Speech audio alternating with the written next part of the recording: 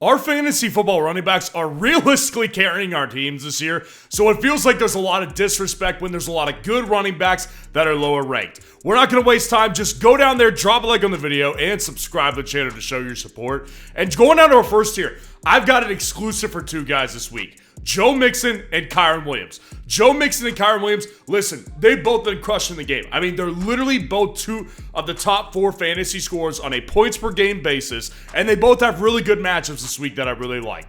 Joe Mixon with the New York Jets on Thursday night, it makes a lot of sense. This Jets team, I've been saying this for weeks, they have been objectively bad defensively since they fired Robert Saleh. Yeah, the one coach that everyone said was a moron, and I don't think he was a great head coach. When they fired him, their defense went to absolute dog. They're a dumpster fire. So I think that Joe Mixon, great opportunity here versus the New York Jets, especially without Stephon Diggs, another receiver down.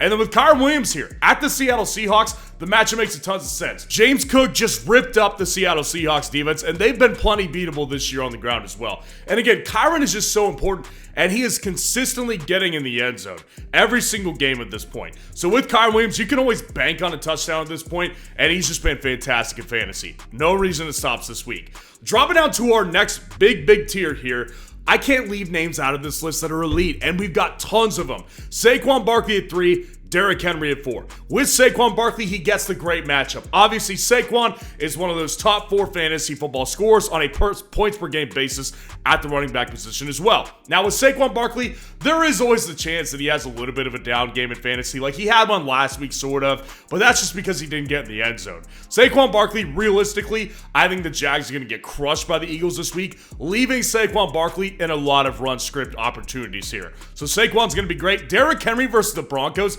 Matchup is a little bit concerning here, but ultimately, like, Derrick Henry's matchup proof. Like, it's Derrick Henry, guys, that we are talking about here. So obviously he has one of his lowest games of the year this past week versus the Browns. I think that this is not a great matchup again, but Derrick Henry has been so elite this year that you just can't discount what he can do on a per game basis versus anybody. 5 and 6, James Cook and Jahmyr Gibbs. James Cook versus the Miami Dolphins this week. I called him a buy low last week, and it paid off right away for anybody who bought him. If you did, congratulations. Number 2, James Cook is just realistically always a high ceiling guy. Again, it doesn't really matter what the matchup is, especially when you have the Buffalo Bills offense rolling as well as it is right now. So when you take them up against the Miami Dolphins, who the Buffalo Bills have historically crushed the Miami Dolphins with Josh Allen and with Tua Tagovailoa on the other side as quarterback. So I think that James Cook, great game script, great matchup here. And then Jahmyr Gibbs, this is going to be so points friendly. I want almost every opportunity in this matchup here. I want every option here because Jahmyr Gibbs and this Lions team, they're going to score points. The Packers here, they're going to score a ton of points as well. I want options on that side as well, and we'll get to Josh Jacobs in a little bit. Gibbs, I still prefer over David Montgomery, but I still really like David Montgomery as well. But Gibbs at this point, the dude's on a heater, and he's obviously got the big play upside. Jonathan Taylor at 7 and Kenneth Walker at 8. With Jonathan Taylor, welcome back to Jonathan Taylor. Now, obviously, he comes out and he does really well last week. Dude was just crushing it. Over 100 yards on the ground against the Houston Texans, a really tough matchup. So he gets up, takes on the Minnesota Vikings, another stiff matchup here. I'm going to tell you this, the Indianapolis Colts are my favorite underdog to take of the entire week. If I'm a betting man, I'm taking the Colts this week because I really like the potential toughness they're going to show, especially after their starting quarterback, who is no longer, he pulled himself out of the game because he was tired. That doesn't play well with guys like Jonathan Taylor. That dude's getting his head chopped off every day, and he's still running the ball like an animal. Jonathan Taylor here at 7, he's going to crush.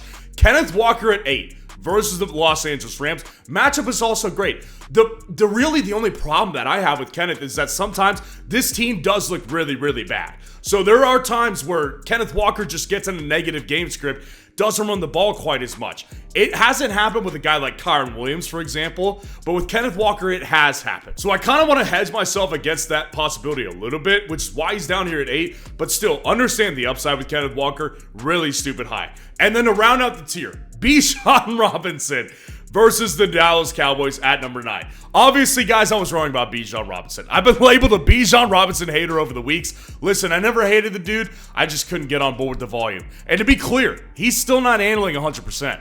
Tyler Algier is still relevant, Bijan Robinson's just been that good over the past like 3 weeks in particular. So Bijan Robinson, I'm on board. I love the matchup versus the Dallas Cowboys. Their defense is atrocious. Honestly, I say the word disgrace a lot. The Cowboys are a disgrace. They are so overhyped, and people understand it at this point. Anybody can do anything they want against the Cowboys defense, so I'm taking Bijan this week at number 9 as a great play this week. Dropping down to our next tier, Alvin Kamara at number 10 and David Montgomery at 11. Alvin Kamara at the Carolina Panthers. This is my way of saying in such a great running back fantasy unit that we have in the first 2 tiers, this is my way of saying that Alvin Kamara, if he wasn't on such a bad team, a bad offense that has lost 6 straight games, he'd honestly be a top 5 guy this week. The only thing that's holding me back is because they're just a bad team, and they've been riding him like a horse. Now, I love the matchup, obviously, at the Carolina Panthers. That's a fantastic matchup. I also love the opportunity, now that Derek Carr is coming back, for Alvin Kamara to not only get more targets maybe, but also just higher quality opportunities. But I have to hedge myself against the possibility that the Saints offense is completely broken beyond repair. So that's why he's down here at 10. And then Montgomery at 11. Again, I want options in this matchup. At the Green Bay Packers here, this is going to include so much scoring. There's going to be tons of scoring everywhere in this matchup. Montgomery, again, guys, outside of like 1 week this year, you can guarantee this guy gets a touchdown every single week running the ball. Now, last week he throws a touchdown. Nobody's going to see that again. But Dave Montgomery, again, there's just going to be so many opportunities to score. I wouldn't get it past him if he has 2 rushing touchdowns. Monty is the guy that you want. Easy top 12 decision this week for me in fantasy football. Breece Hall at 12 and DeAndre Swift at 13. With Breece Hall, this is not a slight to Breece Hall. Honestly, I was kind of shocked he ended up down this low in my rankings here. Again, this is just a team that looks, I mean, they have imploded already. It's not like they're going to implode. No, this team has imploded 100%. It's already happened. It's just, Breece Hall is so good in fantasy football most weeks that, you know, he's had some down weeks, obviously, but his explosion games are huge. This isn't a great matchup here, but I do think that Breece Hall is going to end up doing really well this week because he's honestly, like, the only way that they have a chance of winning is when he's running the ball ad nauseum and he's looking really good. So that's their only chance if they have any brains or competency in that building whatsoever. I think they'll figure that out. And then DeAndre Swift. I went from trashing this dude weeks ago to saying he was like a borderline drop candidate. Now I'm like, this is the most consistent option in their offense in fantasy football. Easily. Caleb Williams is hit or miss, and all the wide receivers are hit or miss, and Cole Kmet's hit or miss. It's DeAndre Swift. That dude has been doing so well for the Chicago Bears. At the Arizona Cardinals this week, I'm neutral on the matchup. It's not like the matchup is particularly great or particularly bad, but DeAndre Swift at this point, this guy is like, they figured out they cannot win without him touching the ball a bunch of times and getting him into space. DeAndre Swift is here to stay, and I feel pretty confident having him inside the top 15 at this point. And then Aaron Jones at 14 to round this tier out. Versus the Indianapolis Colts here, I think that the matchup is obviously awesome. Aaron Jones, the only concern I sort of had with him against the Los Angeles Rams is that sometimes, especially towards the end of the game, they weren't handing the ball off quite as much. Now, obviously, that was because they were losing to the Los Angeles Rams. But again, I just kind of have a feeling, a gut feeling, I think the Colts are going to win this game. Aaron Jones, still definitely a good play, but I do think we're starting to see some cracks with this Minnesota offense, so I think it kind of lowers the ceiling of Aaron Jones just a little bit for me. You know who has the lowest ceiling according to Underdog this week? CJ Stroud, when his projection is at 0.5 total yards. This is the perfect opportunity to take advantage of a sweat-free projection on Underdog if you have not done so already, and hit the higher on this one, because CJ Stroud's doing it. So go down in the comments, grab the link that's there, use code FNSON of Underdog. When you take advantage of the CJ Stroud sweat-free projection, they will match your first deposit 50% up to $1,000 of bonus cash, and you'll be basically winning free money when you take advantage of the sweat-free projection this week. Dropping out to our next tier right here, Kareem Hunt at 15 and Devon Achane at 16. With Kareem Hunt, obviously I called him a must-start last week, and it ended up working out okay, but realistically he wouldn't have been that unless he got in the end zone. The Raiders always give the Chiefs trouble, man. That's just the reality. Kareem Hunt, outside of that, has been dominant, and every week, Basically, since he came back to the Chiefs, he's been handling 20 opportunities plus on a per-game basis. Love the matchup here against the Tampa Bay Bucks. Obviously, there's going to be weeks where he has down weeks because he's a little bit older, but I do like Kareem Hunt a good bunch this week. I like him better than Achane. I've said this all week so far. The Dolphins are bad, objectively bad, with the Buffalo Bills playing them. Whether it's in Miami, whether it's in Buffalo, the Bills always crush the Dolphins here. So I just don't see Devon Achane having the ceiling week like he just did a couple days ago versus the Arizona Cardinals. I get it. The matchup is not terrible based on a run basis, but it is not great because this Dolphins team is just not nearly as explosive against the Bills as they are against most other teams in the league.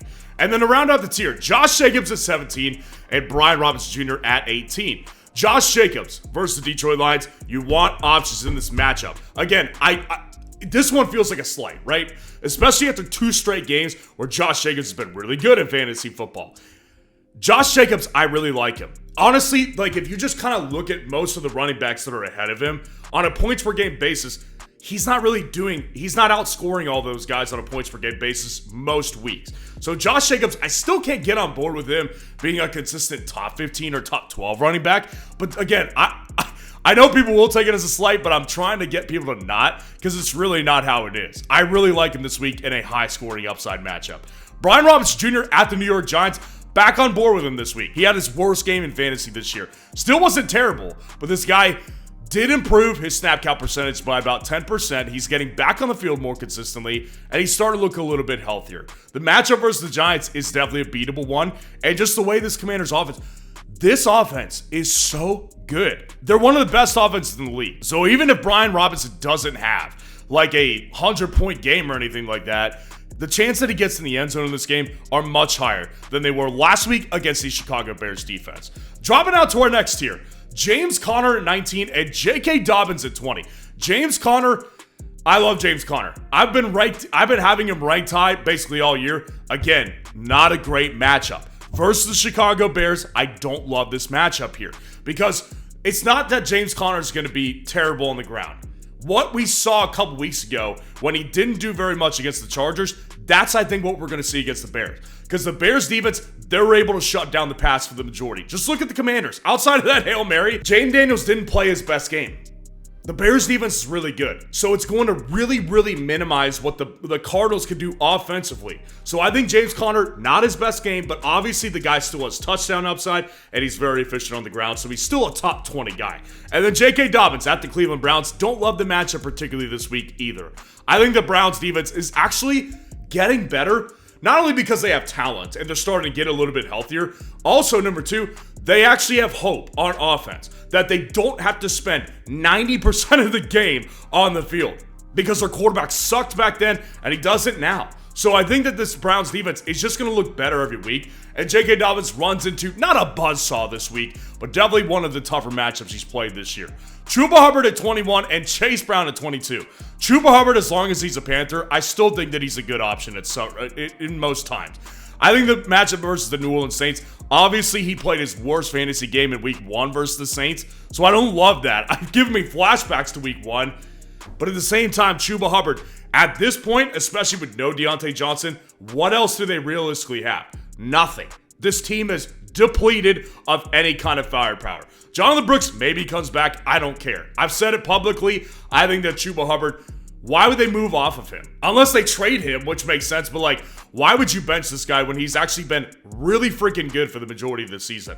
So I think Chuba Hubbard has another good week, at least as best as he can do versus the New Orleans Saints. And then Chase Brown at 22 versus the Las Vegas Raiders. I'm definitely more optimistic about his chances in this one than I have been the past several weeks. This is his best matchup of the past several weeks. Against the Raiders here, I get it. They just kind of stifled Kareem Hunt, but Chase Brown, I do think, has a much better opportunity here because the Raiders, again, they play well against the Chiefs. Against most everybody else, they're not a good football team. So I think Chase Brown, off a bad loss to the Eagles, this offense is going to come out firing on all cylinders. Chase Brown has realistically got a much higher ceiling than being the running back 22 this week. Dropping down to our next tier, Tony Pollard at 23 and Ramondre Stevenson at 24. Tony Pollard, Ramondre Stevenson. This is the most boring matchup of the week because it's Tennessee versus New England in Tennessee.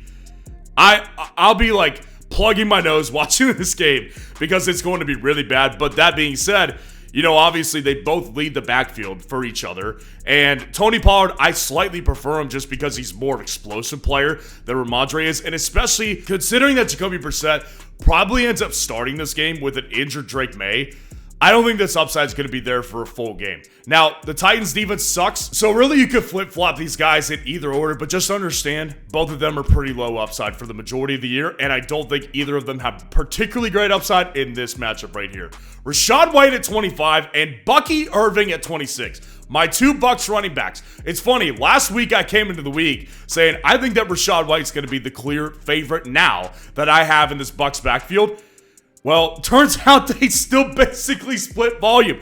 Bucky Irving got more targets, actually, by the way, than Rachaad White did last week. Rachaad White just got in the end zone. And of course, Bucky Irving was better on the ground because he is better on the ground. So until I see one of these guys clearly split off into a different tier, they will be back again standing next to each other. And they both eat into each other's upside. So against the Chiefs, who have been stout against the run game this year for the majority of the season, I prefer Rachaad White if he's able to get more opportunities. But again, you can flip-flop these guys however you want to. Just understand they both definitely do eat into each other's upside on a weekly basis. Dropping down to our last tier, Nick Chubb at 27 and Tank Bigsby at 28. With Nick Chubb, I will say this. Last week coming into the week, I said I will be encouraged if we see him, because his first week he averaged like less than 3 yards per carry, barely 2 yards per carry.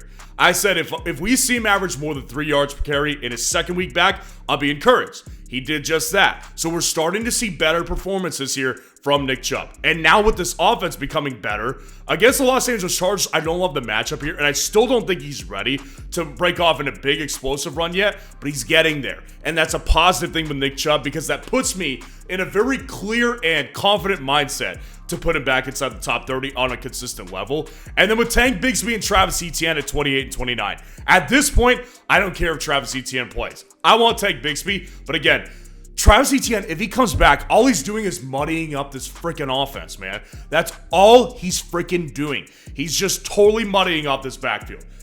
Just let Tank Bigsby do his thing, because he's obviously better than Travis Etienne, at least for this offense right now. So I think that Tank Bigsby's the guy that I prefer, but this matchup stinks. This team stinks, and Travis Etienne being back just definitely muddies the whole thing up. And then to round it out at 30, Javonte Williams at the Baltimore Ravens here. Listen, this is the reason I didn't call him a must-start last week. He ended up disappointing against the Panthers. Now he's taking on the Ravens, who are stout against the run. So I just don't really see a ton of upside for Javonte. Obviously, this offense has been looking a lot better over the past several weeks, so there's a chance that maybe they shock us against the Ravens here. Javonte Williams just is not a very high upside player outside of like once or twice a year, and I'm not really banking on it in this particular week. And as I do at the end of every single ranking video, I give you my favorite underdog running back to play of the week if you are getting in a best ball draft on underdog. And this week in particular, I could have gone with a lot of options here. I'm just going to take my shot and say Tyler Algier. Tyler Algier versus the Dallas Cowboys. It's also because this matchup is fantastic, right? This matchup is elite versus Dallas, but again, Algier has still been handling plenty of work. It's basically, does he get in the end zone or not? Because he's not as efficient as Bijan. Nobody questions who the better player is between the two, but he has been involved in a lot of weeks this year, so I don't think that stops this week against the Dallas Cowboys, who I think they may end up just crushing at home in Atlanta. I like Tyler Algier this week as my underdog running back of the week. So let me know how your team is shaking out so far this weekend. If you want to see the top 12 defense rankings for this week, click on this video right here.